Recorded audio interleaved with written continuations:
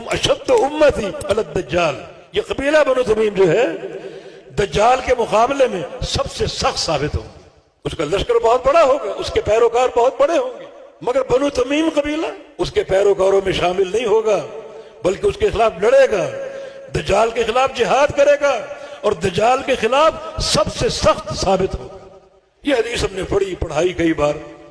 میں نے یہ سوچا کہ بنو تمیم قبیلہ اللہ کے نبی کے دور میں تھا، اسماعیل علیہ السلام کے اولاد میں سے ہے اور قیامت تک رہے گا، دجال کا مقابلہ کرے گا، مانا آج بھی ہے.